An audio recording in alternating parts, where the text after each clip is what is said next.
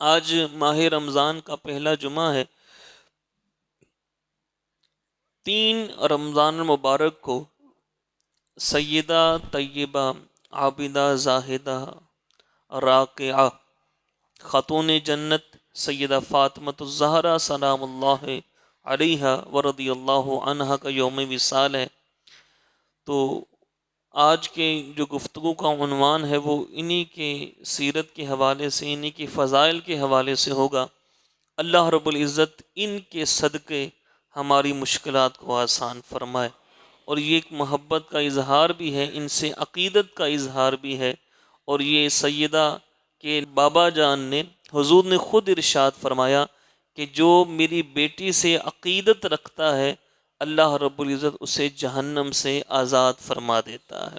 سیدہ ام سلمہ رضی اللہ تعالی عنہا یہ ام المؤمنین ہیں، ہماری ماں ہیں۔ آپ روایت کرتی ہیں کہ آپ صلی اللہ علیہ وسلم گھر تشریف لے کر آئے، آپ نے چادر لی ہوئی تھی،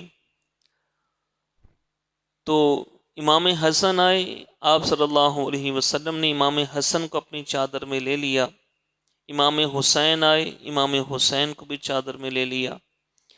سیدہ فاطمہ آئیں، ان کو بھی اپنی چادر میں لے لیا۔ مولا علی آئے، ان کو بھی چادر میں لے لیا۔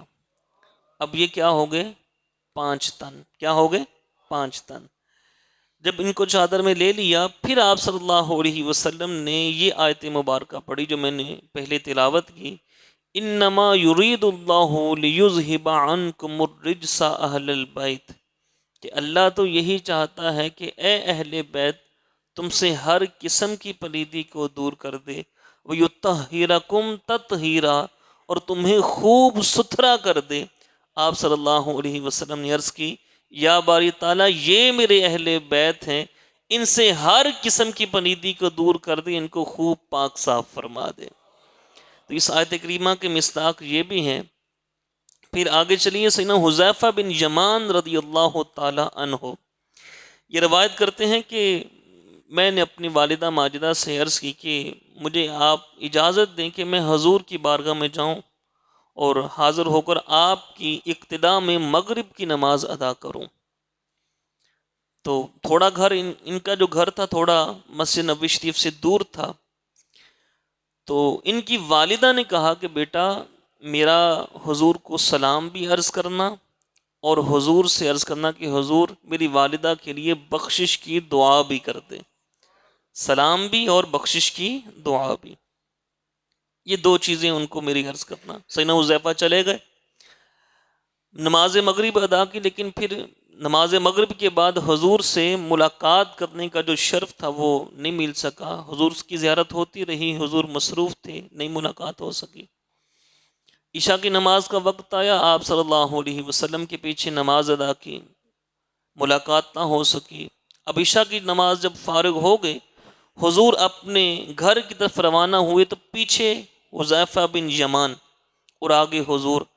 حضور نے پیچھے مڑے بغیر ہی فرمایا کون ہے؟ حذیفہ ہے۔ حذیفہ جا، اللہ تجھے بھی بخش دے، تیری ماں کو بھی بخش دے۔ کس لیے آئے ہو؟ عرض کی آقا جو لینے آیا تھا وہ تو آپ نے بن مانگے ہی عطا کر دیا، بن مانگے ہی عطا کر دیا۔ حضور صلی اللہ علیہ وسلم کے سامنے ہر چیز عیاں ہے، اللہ نے ہر چیز کو حضور کے سامنے ظاہر کر دیا۔ یہاں تک حدیث پاک کے الفاظ ہیں کہ آپ صلی اللہ تعالی علیہ وآلہ وسلم نے ارشاد فرمایا، میں پوری کائنات کو یوں دیکھ رہا ہوں جیسے اپنے ہاتھ کی ہتھیلی کو دیکھتا ہوں۔ پھر حضور نے حذیفہ بن یمان سے فرمایا تجھے پتہ ہے کہ ابھی میرے پاس ایک فرشتہ آیا؟ اچھا حضور، انہوں نے کیا کہا؟ کہا فرشتے نے مجھے خوشخبری سنائی، خوشخبری یہ تھی کہ یا رسول اللہ صلی اللہ علیہ وسلم آپ کو خوشخبری ہو کس چیز کی؟ بھی انا فاطمہ تا سیدۃ النساء اہل الجنہ وان الحسن والحسین سیدہ شباب اہل الجنہ، کہ حضور آپ کو خوشخبری ہو کہ آپ کی شہزادی فاطمہ کو اللہ نے جنتی عورتوں کی سردار بنا دیا ہے، اور آپ کے دونوں نواسوں حسن و حسین کو جنتی جوانوں کا سردار بنا دیا ہے۔ یہ انعام اللہ تعالیٰ نے حضور کو عطا فرمایا۔ پھر آگے چلیے، آپ سیدہ فاطمہ الزہرا سلام اللہ علیہا، آپ کا لقب یہ جو ہے وہ زہرا بھی ہے، بطول بھی ہے، اور امام عبد الرحمن بن علی امام جوزی رحمۃ اللہ تعالی علیہ، آپ نے لکھا کہ اعلان نبوت سے 5 سال پہلے، یعنی آپ صلی اللہ علیہ وسلم کی اس وقت جو دنیاوی حوالے سے جو عمر مبارک تھی 35 سال تھی، تو فرمایا کہ 5 سال پہلے سیدہ فاطمہ الزہرا سلام اللہ علیہا کا یوم پیدائش ہے، یعنی 5 سال پہلے۔ اب یہ جو لقب تھا بطول، بطول کا معنی کیا ہے؟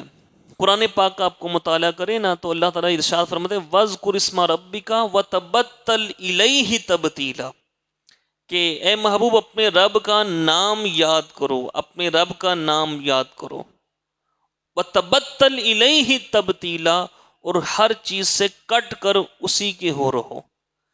بطول کا یہاں پر مفہوم یہ ہے کہ سیدہ فاطمہ الزہرا سلام اللہ علیہا کو دنیا کی کوئی لالچ نہیں تھی، دنیا کی کوئی ہرس نہیں تھی، وہ تو آئی ہی اسی لیے تھی کہ اپنے اللہ کو راضی کرے، اپنے رب کو راضی کرے، وہ اسی کی تھی، انہی کے لیے ان کے دن رات بسر ہوتے تھے۔ تو بطول کا معنی کہ وہ ہر چیز سے کٹ کر اللہ کی ہو گئی تھی، اس لیے آپ کا لقب جو تھا وہ بطول بھی بنا۔ پھر آپ کا لقب ایک بڑا مشہور و معروف وہ زہرا ہے۔ زہراتن، زہراتن کا معنی ہے کلی، کیا معنی ہے؟ بولیے، کلی۔ صبح صبح باغ میں جاتے تھے نا ہم، اب اللہ توفیق دے دے، تو باغ میں جاتے تھے تو کلیاں ہوتی تھیں، اب کلیوں کی جو خوشبو صبح صبح بڑی پیاری لگتی تھی، بندے کا جو دماغ ہے، ذہن، یہ معطر، یہ تر و تازہ ہو جاتا تھا، مشام معطر ہو جاتے تھے، بندے کی طبیعت فریش ہو جاتی تھی۔ یہ تو دنیاوی کلی ہے نا۔ حضور فرماتے ہیں یہ جو میری بیٹی فاطمہ ہے نا، یہ میری کلی ہے۔ حضور سے عرض کی حضور یہ کیسے؟ آپ صلی اللہ تعالی علیہ وآلہ وسلم نے ارشاد فرمایا کہ اس سے مجھے جنت کی خوشبو آتی ہے، اس سے مجھے جنت کی خوشبو آتی ہے۔ باقی جو تھے نا وہ اپنی بیٹیوں سے پیار کرتے ہیں، کوئی اپنی بیٹی کے ماتھے پہ بوسہ دے دیتا ہے، کوئی ایسے گلے لگا لیتا ہے اپنی بیٹی کو، لیکن حضور بوسہ بھی دیتے تھے لیکن ساتھ سونگھتے بھی تھے۔ دیکھنے والوں نے عرض کی حضور یہ بوسہ دینا تو سمجھ میں آیا، یہ سونگنا نہیں۔ فرمایا تمہیں نہیں پتا، یہ فاطمہ سے مجھے جنت کی خوشبو آتی ہے، فاطمہ سے مجھے جنت کی خوشبو آتی ہے۔ پھر آپ کا نام نامی اسم گرامی کیا ہے؟ بولیے بولیے، فاطمہ۔ کیا نام ہے؟ فاطمہ۔ یہ فاطمہ نام کیوں رکھا؟ کنز العمال کے اندر یہ حدیث پاک موجود ہے۔ کس کتاب میں؟ کنز العمال۔ اور مستدرک للحاکم، امام حاکم نے بھی اس حدیث پاک کو نقل کیا۔ حضور نے خود ارشاد فرمایا کہ میں نے اپنی بیٹی کا نام فاطمہ کیوں رکھا؟ صحابہ کرام نے پوچھا حضور یہ فاطمہ نام کیوں رکھا؟ فرمایا انما سمیت فاطمۃ لأن اللہ فاطمہا ومحبیہا عن النار، کہ میں نے اپنی بیٹی کا نام فاطمہ اس لیے رکھا ہے کہ اللہ نے اسے بھی اور اس سے عقیدت رکھنے والوں کو دوزخ سے آزاد فرما دیا ہے۔ فاطمہ کا معنی ہے بچانے والی۔ کیا معنی ہے؟ بچانے والی۔ فرمایا اللہ نے اسے بھی اور اس سے عقیدت رکھنے والوں کو جہنم سے آزاد کر دیا ہے۔ پھر آپ صلی اللہ علیہ وسلم نے ارشاد فرمایا ان فاطمہ احسنت فرجہا فحرم اللہ ذریتہا علی النار، کہ بے شک فاطمہ نے ایسی پاکیزگی اختیار کی ہے، اس نے ایسی پاک دامنی اختیار کی ہے کہ اللہ تعالیٰ نے اس کی اولاد کو بھی دوزخ سے آزاد فرما دیا ہے۔ اونچی آواز سے بول دیں۔ کس کو؟ ایک تو عقیدت رکھنے والوں کو، پہلے میں نے آپ کو حدیث سنائی، دوسری اس کی اولاد کو بھی۔ اولاد وہی وہ ہے جو ان کی نسل پاک سے ہے۔ یہ تھوڑا سا یہاں پہ رک کر کے یہ توجہ دلانا چاہوں گا، یہ نہیں ہے کہ جو 1947 کے بعد سید بنے ہیں۔ سید کون ہے؟ جو مولا علی کی اولاد سیدہ فاطمہ سے ہو، وہ کون ہے؟ سید۔ وہ کون ہے؟ بولیے، سید۔ جو مولا علی کی اولاد سے ہیں نا وہ علوی کہلاتے ہیں، سید نہیں کہلاتے، وہ علوی کہلاتے ہیں۔ اب مولا علی کی اولاد ہونا کوئی چھوٹی بات ہے؟ بہت، بولیے بہت بڑی بات۔ اب مولا علی کی ایک شادی تو سیدہ کے ساتھ تھی، اس کے علاوہ متعدد شادیاں مولا علی کی تھیں، متعدد اولاد مولا علی، کافی زیادہ بیٹے تھے، 15 کے قریب غالباً مولا علی کے شہزادے تھے۔ اب وہ ساری نسلیں ان سے چلیں، اب وہ علوی کہلائے۔ سید کون ہیں؟ جو سیدہ فاطمہ سے ہیں، جو سیدہ فاطمہ سے ہیں۔ سید وہ ہے جو مولا علی کی اولاد ہو سیدہ فاطمہ سے۔ یہ جو 1947 کے بعد بنی ہے وہ سید نہیں ہے۔ اور یہ بھی یاد رکھیے گا، سید پہچاننے کا ایک آپ کو نسخہ دو، سید کون ہوتا ہے؟ سید کبھی بھی صحابہ کا بے ادب نہیں ہو سکتا۔ حضور کے خون میں صحابہ کی بغاوت نہیں ہے، یہ یاد رکھیے گا۔ اور جو صحابہ کو تبرہ کرے، جو صحابہ کے خلاف بکے، وہ سید نہیں ہو سکتا۔ خون رسول میں اللہ نے یہ تاثیر رکھی ہے، اور یہ میں نے آپ کو حدیث سنائی کہ حضور نے ارشاد فرمایا اللہ نے فاطمہ کی اولاد کو جہنم سے آزاد کر دیا، اور وہی جنت میں جائیں گے جو صحابہ کے باادب ہیں۔ خون رسول میں صحابہ کی بغاوت نہیں۔ اگر کوئی کر رہا ہو نا صحابہ سے بغاوت کر رہا ہو، صدیق اکبر پہ بات کرے، فاروق اعظم پہ، عثمان غنی پہ، سمجھ جائیں سید نہیں ہے، بنا ہوا ہے۔ 47 کے بعد کا ہے۔ کس کے بعد کا ہے؟ یہ 47 کے بعد، 1947 میں پاکستان آزاد ہوا تھا نا، وہاں سے مائگریشن کر کے آئے نا ہم یہاں پر۔ اللہ رب العزت ہم سب کو سیدہ فاطمہ الزہرا سلام اللہ علیہا کی برکتوں سے مالا مال فرمائے۔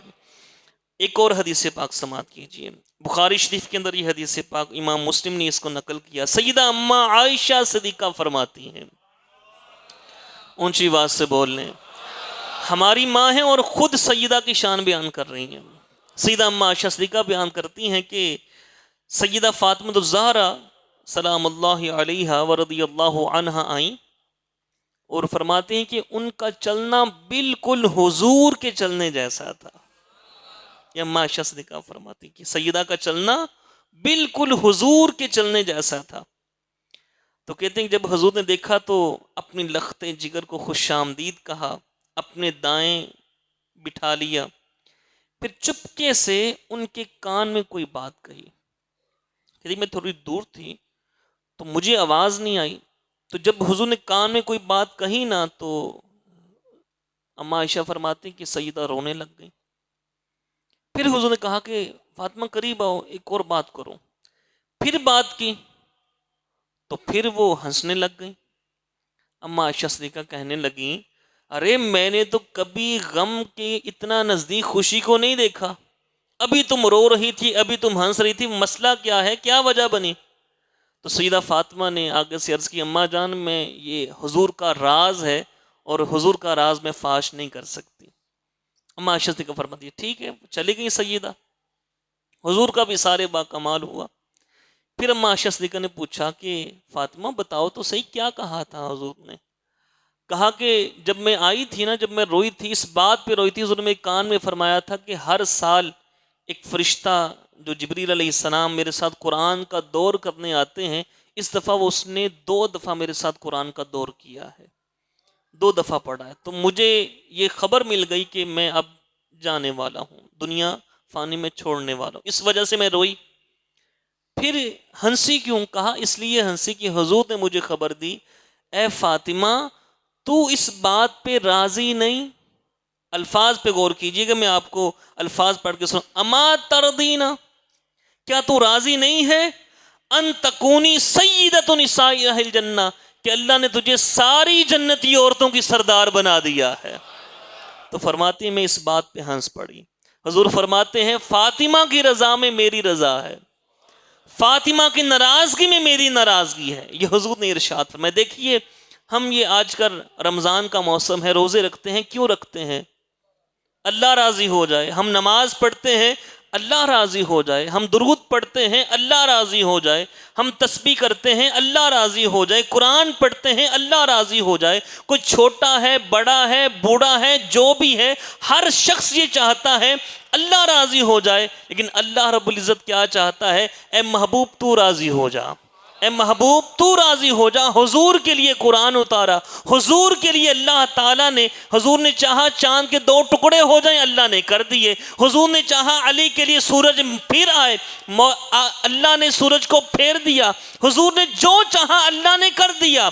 ہم ساری کائنات یہ چاہتی ہے اللہ راضی ہو جائے، اللہ یہ چاہتا ہے میرا محبوب راضی ہو جائے، اور محبوب یہ چاہتا ہے بیٹی تو راضی ہو جا، محبوب یہ چاہتا ہے میری بیٹی تو راضی ہو جا۔ اما تردینا، کیا تو اس بات پہ راضی نہیں ہے؟ اللہ نے تجھے ساری جنتی عورتوں کی سردار بنا دیا ہے۔ یہ شان ہے سیدہ فاطمہ الزہرا سلام اللہ علیہا کی۔ پھر آپ صلی اللہ تعالی علیہ وآلہ وسلم نے ارشاد فرمایا، حضور نے ارشاد فرمایا کہ مولا علی اس حدیث پاک کو روایت کرنے والے ہیں، ترمذی کے اندر امام احمد بن حنبل نے، امام ابو یعلا نے، ابن عبد البر نے، امام ذہبی نے، عسقلانی نے، کئی مقامات پر یہ حدیث پاک۔ حضور نے فرمایا کہ خیر نسائها خدیجہ، کہ اپنے زمانے میں جو سب سے بہترین عورت تھی وہ ہے خدیجہ۔ سیدہ خدیجہ کون ہے؟ سیدہ فاطمہ کی ماں، سیدہ فاطمہ کی والدہ۔ فرمایا اپنے زمانے کی بہترین عورت، سب سے افضل عورت وہ خدیجہ ہے۔ وَخَيْرُ نِسَائِهَا مریم بنت عمران، اور اپنے زمانے کی جو سب سے بہترین عورت ہے وہ مریم بنت عمران ہے۔ اب یہ خدیجہ کو بھی فرمایا گیا اور مریم ان کے بارے میں فرمایا، یہ اپنے اپنے زمانے کی بہترین عورتیں ہیں۔ وہ اپنے زمانے کی بہترین عورتیں، یہ اپنے زمانے کی بہترین عورتیں، لیکن تمام عورتوں میں جو سب سے افضل ہیں وہ سیدہ فاطمہ الزہرا سلام اللہ علیہا۔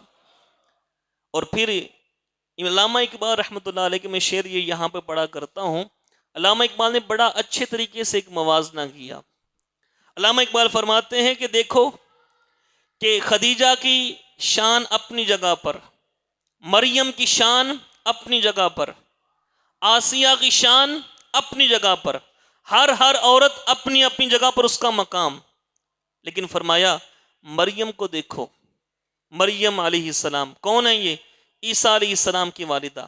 کہا مریم از یک نسبت عیسیٰ عزیز، کہ مریم علیہ السلام کی ایک نسبت ہے، کن سے؟ عیسیٰ علیہ السلام سے۔ کن سے نسبت ہے بولیے؟ عیسیٰ علیہ السلام سے ایک نسبت ہے۔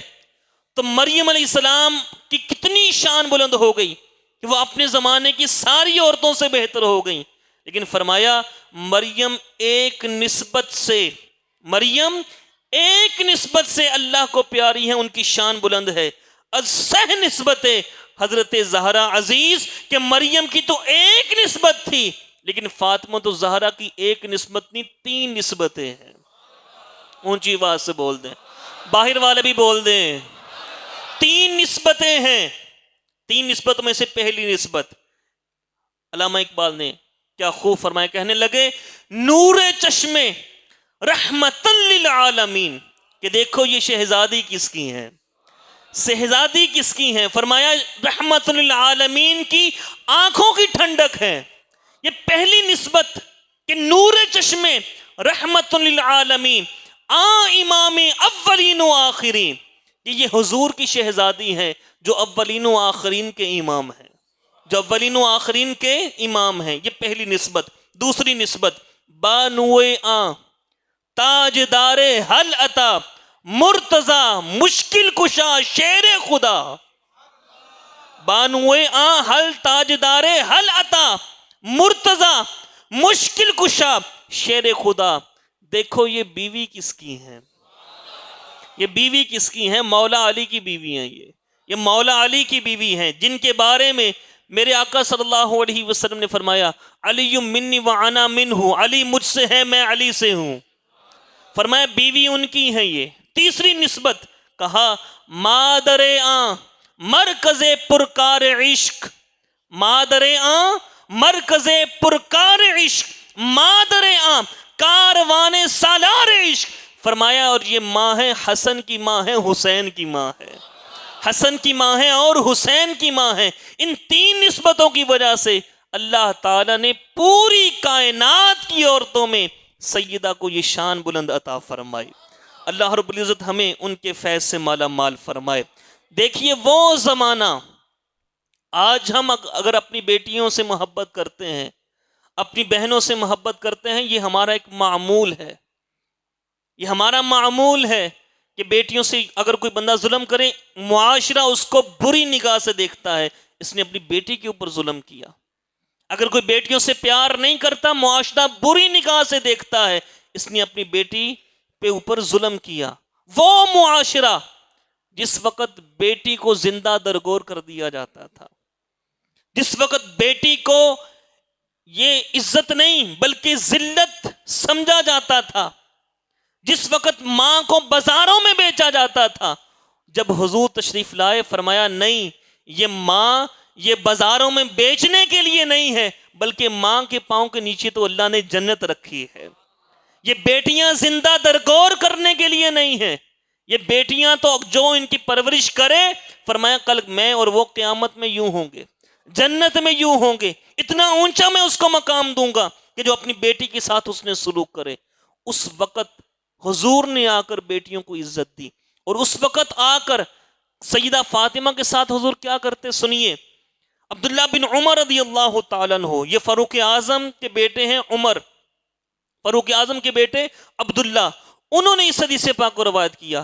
کہتے ہیں کہ جب حضور جاتے نا سفر میں تو ملتے، اپنی تمام ازواج مطہرات سے ملتے، سب سے آخر میں جن سے ملتے ان کا نام فاطمہ ہے، ان کا نام فاطمہ.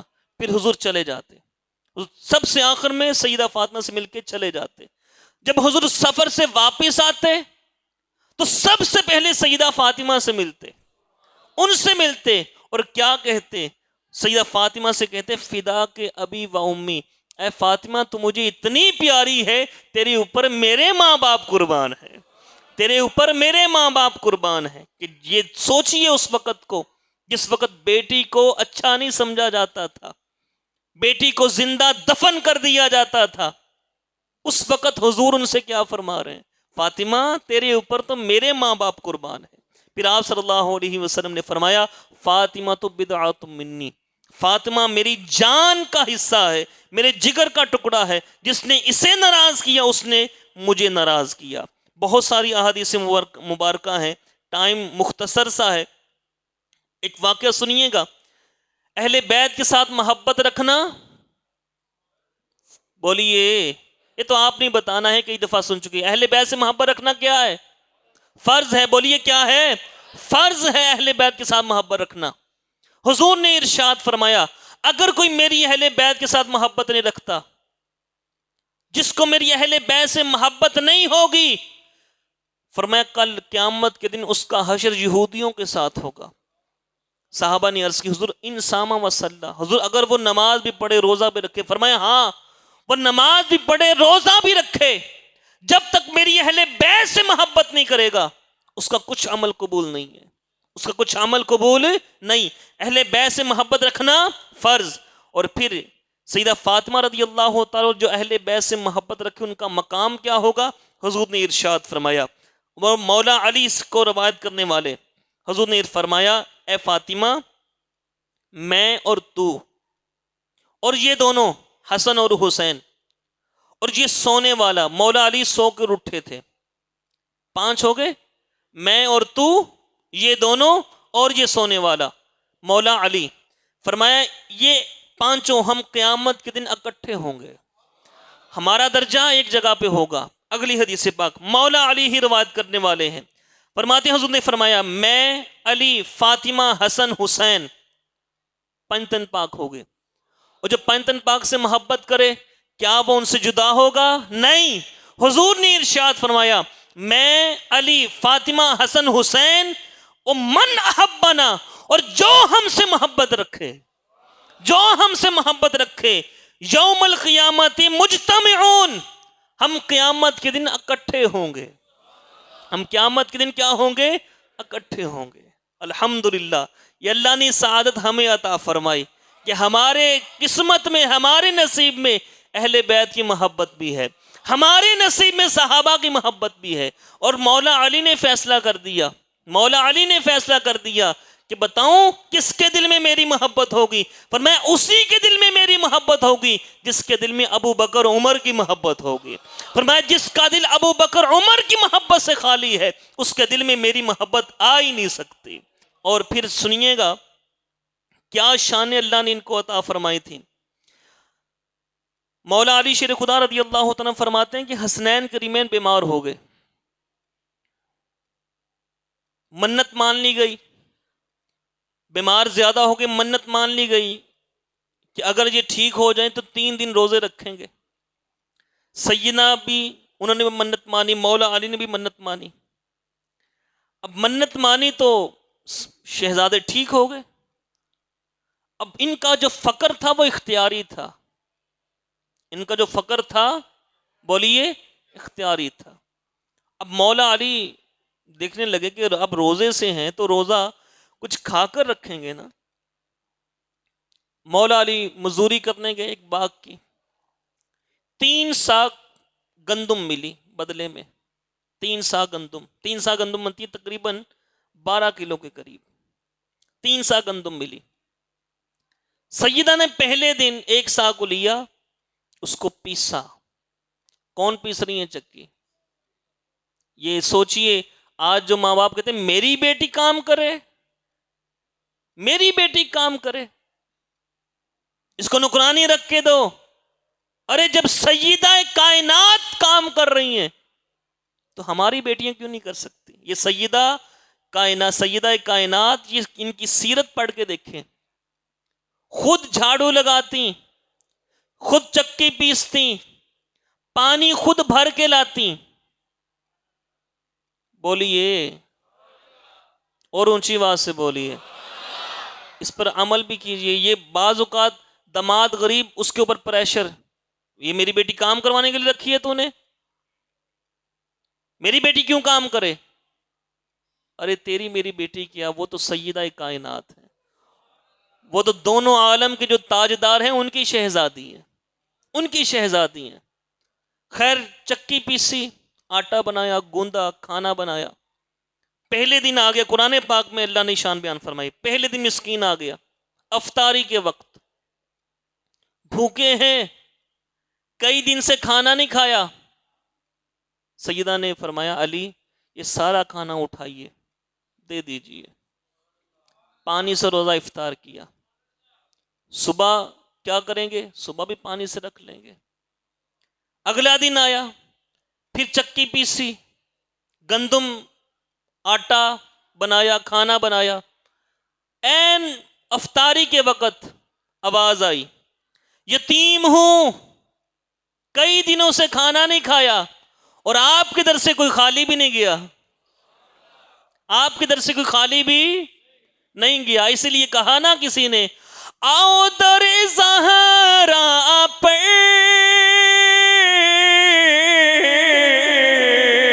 پھیلائے ہوئے دامن، یہ نسل کریموں کی